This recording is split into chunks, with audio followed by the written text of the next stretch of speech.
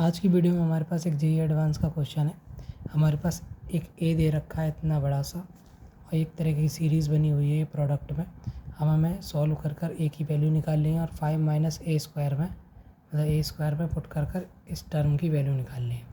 जब भी आपके पास कोई ऐसी सीरीज़ दे रखी हो तो आप एक चीज़ देखोगे, कुछ ना कुछ कट जाता है और ये चीज़ सिंप्लीफाई हो जाती है। जैसे 1/2 × 3 प्लस 1/3 × 4 प्लस 1/4 × 5।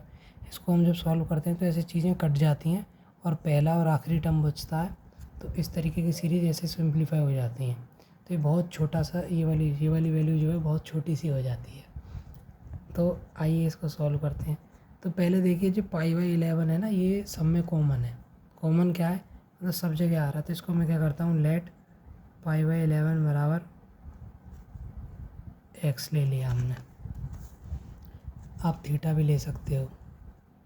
तो देखिए ये बन जाएगा a बराबर 1 minus 2 cos x 1 minus 2 cos 3x और 1 माइनस 2 कॉस 9x और 1 माइनस 2 कॉस 27x और 1 माइनस 2 कॉस 81x। π/11 की जगह x रख दिया बस।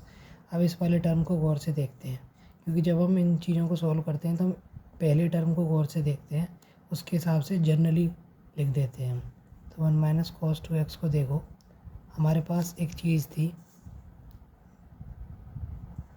Cos square theta. एक मिनट रुकिए, नहीं, कॉस 2 थीटा बराबर होता था 2 कॉस स्क्वायर थीटा माइनस 1 या फिर 1 माइनस 2 साइन स्क्वायर थीटा। क्योंकि यहाँ सारे में कॉस स्क्वायर थीटा चल रहा है तो हम कोशिश करेंगे इस वाले फॉर्मूले को यूज़ करते हैं। तो देखिए इससे क्या आ जाएगा कि अगर मैं यहाँ पर थीटा की जगह x रख दूँ या फिर इसको आधा कर दूँ तो यहाँ क्या हो जाता था, यहाँ पर एंगल आधा हो जाता था, क्योंकि यहाँ का आधा यहाँ है तो यहाँ का आधा यहाँ होगा। ठीक, ऐसे ही कॉस x बराबर हो जाएगा 2 कॉस स्क्वायर x/2 माइनस 1। तो इसकी जगह, इन भाई साहब की जगह ये पूरा लिख सकते हैं हम। तो इसे लिख देते हैं।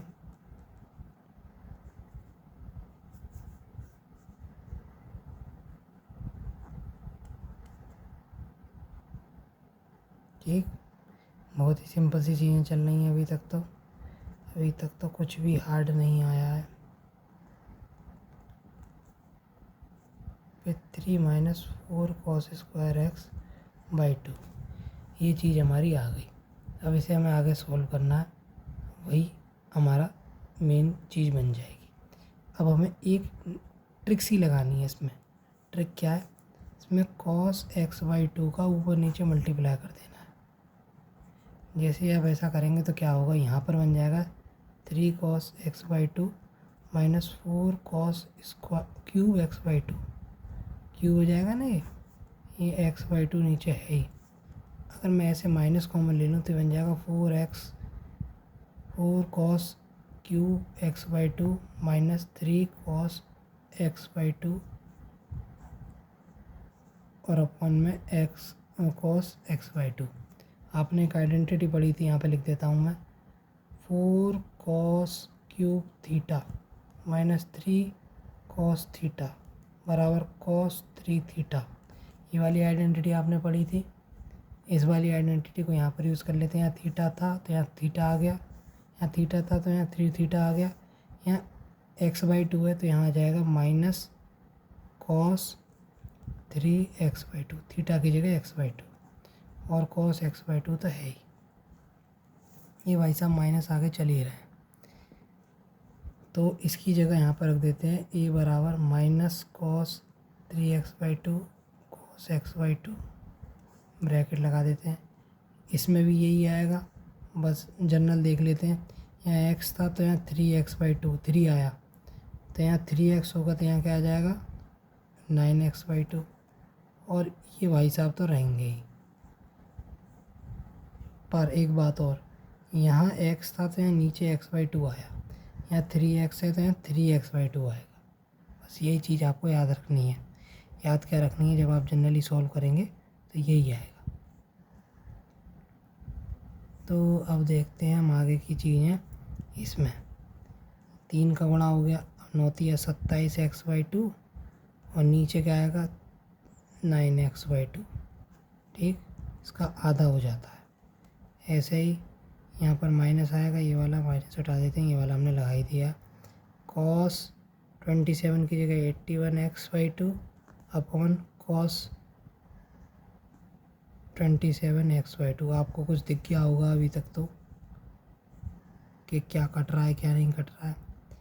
3 का मल्टीप्लाई करेंगे 243x/2 अपॉन cos 81x/2। देखिए minus minus plus minus minus plus एक माइनस रह गया।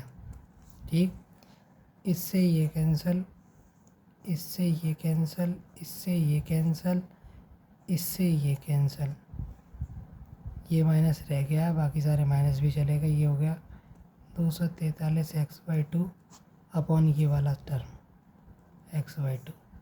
ठीक, अब यहाँ पर मैं एक चीज़ लिखता हूँ कि 243x/2 क्या होगा।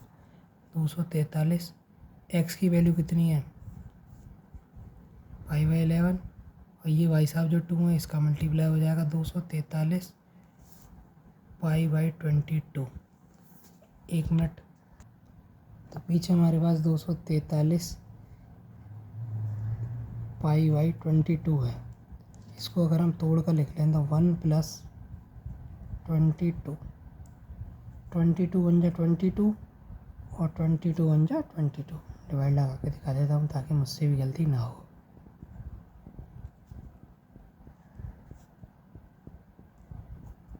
ठीक, यहाँ पे भी तो पाई आएगा, यहाँ पाई आएगी 11 पाई प्लस दिस। 1 मिनट,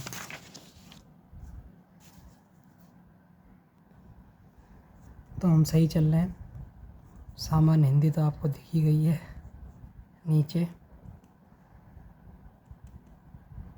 ये चीज़, और नीचे cos x/2 था तो x बराबर π/11 था तो x/2 बराबर π/22। ठीक, हम जानते हैं जैसे ये सर्कल है, क्वाड्रेंट है, मतलब तो सर्कल की फॉर्म में मैंने गलत लिख दिया, कोई दिक्कत नहीं। क्वाड्रेंट है, ये x, ये y, ये पहला क्वाड्रेंट, ये दूसरा, ये तीसरा, ये चौथा। ठीक, cos हमने पढ़ा था ASTC, तो यहाँ पर सारे पॉजिटिव, यहाँ पर साइन पॉजिटिव, यहाँ पर टेन पॉजिटिव और यहाँ पर cos पॉजिटिव, और साइन टेन और cos के साथ उनके जो संबंधी है वो पॉजिटिव, तो cos यहाँ पर पॉजिटिव है। तो 11 पाई का क्या मतलब है, 1 पाई, 2 पाई, 3 पाई, 4 पाई, 5 पाई, 6 पाई, 7 पाई, 8 पाई, 9 पाई, 10 पाई, 11 पाई। तो 11 पाई प्लस दिस वन इस वाले क्वाड्रेंट में आएगा, तो यहाँ पर क्या होगा नेगेटिव, तो ये भाई साहब cos π/22 और नीचे cos π/22, ये माइनस आएगा इससे और ये वाला माइनस को क्या बना देगा पॉजिटिव, क्योंकि यहाँ पर पाई का टर्म आ रहा है। पाई प्लस थीटा क्या होता है, पाई वाले केस में क्या आता है सेम यही एंगल आ जाता है, और 2 पाई में भी, जबकि यहाँ पर क्योंकि ये हॉरिजॉन्टल लाइन है, वर्टिकल लाइन के केस में जो ट्रिग्नोमेट्री फंक्शन है वो चेंज हो जाता है। तो इसकी वैल्यू आ गई 1। ये क्या था a के बराबर चल रहा था, हमसे पूछा क्या 5 - a², यानी 5 - a का स्क्वायर बराबर 4, ये इसका आंसर। तो ये सिंपल सा क्वेश्चन था, कोई भी इसे कर सकता था, और थोड़ी सी कैलकुलेशन थी इसमें। बीच में एक जो ये वाला कॉन्सेप्ट था, क्या कहते हैं, ऊपर नीचे cos x/2 मल्टीप्लाई करने का, वही आपको सोचना था बस। तो मिलते हैं आपसे अगली वीडियो में, तब तक के लिए बहुत बहुत धन्यवाद। सामान्य हिंदी भी पढ़ते रहें, हिंदी कमज़ोर नहीं रहेगी।